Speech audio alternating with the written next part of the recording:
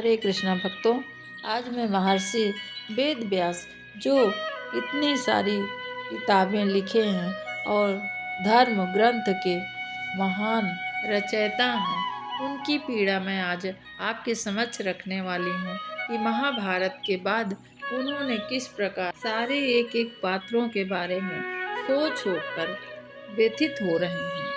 तभी वहाँ पर द्रोणाचार्य के पुत्र अश्वत्थामा आकर खड़े हुए। महाभारत के युद्ध के पश्चात द्रौपदी के श्राप के कारण अमर तत्व के बोझ से दबा हुआ है। तभी उसे एक ऋषि दिखाई दिए। वह उनकी ओर खींचते हुए भागा। सत्यवती और मुनि पराशर के पुत्र महाकवि वेद व्यास जी, कृपया मुझे द्रौपदी के श्राप से मुक्त कीजिए। इस प्रकार उसकी चीख सुनकर हजारों घायल प्राणियों का दर्द प्रभु व्यास के सामने उत्पन्न हो गया। उससे पिंड छुड़ाने के लिए महाकवि व्यास जी तीव्र गति से चलने लगे। चलते चलते वह कुरुक्षेत्र पहुंच गए। उन्होंने देखा कि विराट कुरुक्षेत्र की सारी भूमि लाल हो चुकी है। युद्ध के समाप्त होने के बाद यह रक्त संचित भूमि आज भी लाल है। उन्होंने हाथ से मिट्टी उठाई और उसी समय उनके कानों में युद्ध के समय की ध्वनियां गूंजने लगी। उन्होंने देखा कि एक किसान हल चला रहा है और धरती से टूटे हुए अस्त्र बाहर निकल रहे हैं, साथ ही मानव की हड्डियां भी निकल रही हैं। किसान हताश हो जाता है। युद्ध समाप्त होने के बाद ही आकाश में बादल छाए हैं, लेकिन वृष्टि नहीं होती है, यानी वर्षा नहीं होती है।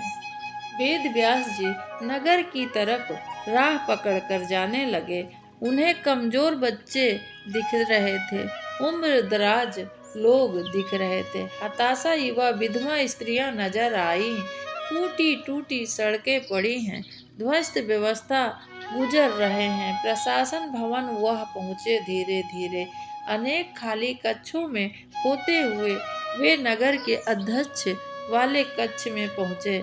जानकारी प्राप्त हुई कि युद्ध के पश्चात सरकारी कोष लगभग खाली हो गया है। विकास के लिए कोई साधन उपलब्ध नहीं है। पुनः निर्माण के लिए मजबूत युवा श्रमिकों का भी अभाव है। सभी ने पूरी अपनी ऊर्जा लगा दी, लेकिन अब वो कुछ खरीद नहीं पा रहे हैं। महंगाई इतनी बढ़ गई है।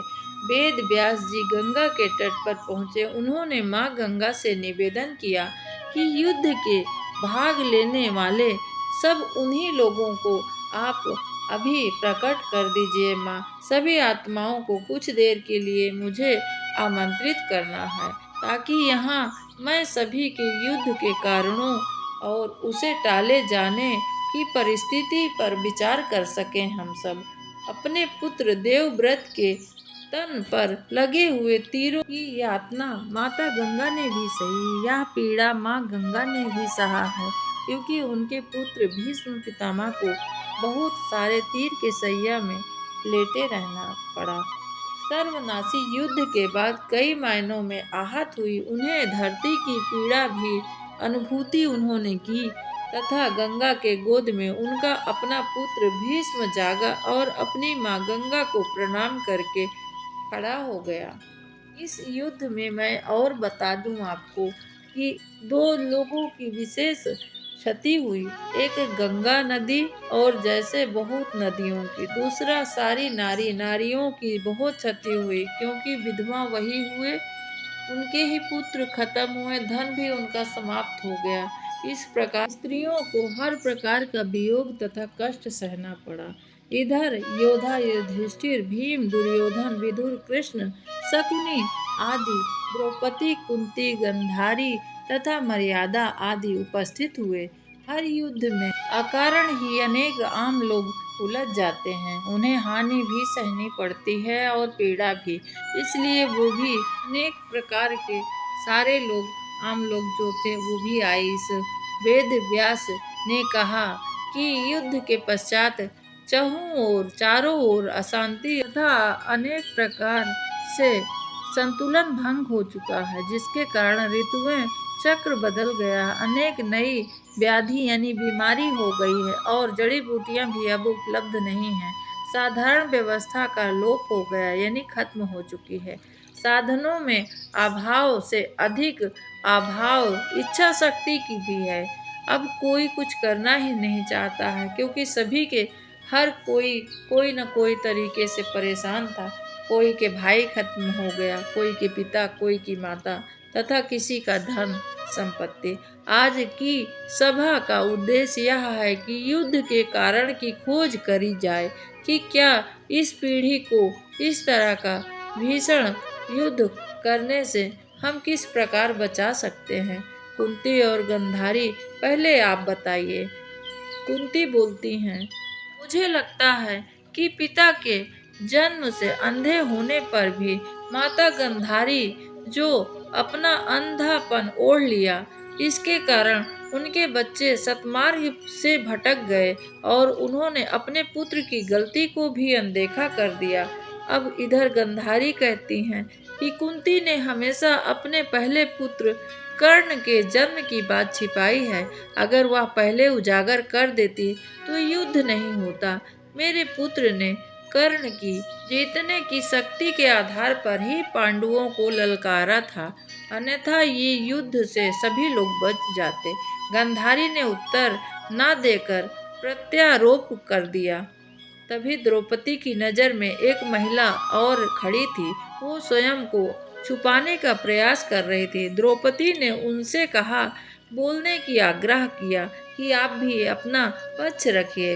उसने बताया, मैं मर्यादा हूँ, रानी अंबालिका की दासी और विदुर की माँ हूँ। जब प्रायश्चित करने के लिए महाराज पांडु बन गए थे, तब अयोग्य शासक के रूप में दृष्टिहीन धृष्ट राष्ट्र को राजा बना दिया गया। जब राजा ही कमजोर हो तो प्रजा कैसे सुरक्षित रहेगी।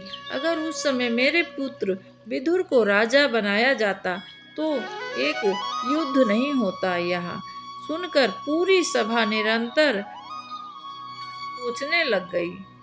तब द्रौपदी जी कहती हैं, हमारी यह व्यवस्था ही दोषपूर्ण है, जिसमें दास दासियों को समकक्ष मनुष्य ही नहीं माना जाता है। इसके बाद दुर्योधन ने अपनी बात कहते हैं और उन्होंने कहा कि बचपन से ही मुझे ज्येष्ठ पुत्र और युवराज की तरह पाला गया है, तथा अचानक एक दिन वन से लौटे युधिष्ठिर को वंश का ज्येष्ठ पुत्र बताया गया है। ये मैं कैसे स्वीकार कर लेता। मेरे साथ तो अन्याय ही हुआ है। फिर शासक के रूप में मैंने अपने भाइयों के सहयोग से सुशासन ही सदा किया है। मैंने एक राष्ट्र कर एक सिद्धांत का निर्वाह भी किया है, राष्ट्र को अनुशासित किया है। तभी दुर्योधन का भाई ने उठकर खड़े होकर बोल पड़ा, अनुशासन के नाम पर आपने चाहा जब भी सभी लोगों को एक जैसा विचार भी करें। आपकी नीतियों के कारण ही आम जनता के मन में विश्वास नहीं रहा। सुशासन और अनुशासन के नाम पर आम व्यक्ति के विचार करने की क्षमता ही आपने नष्ट कर दिया।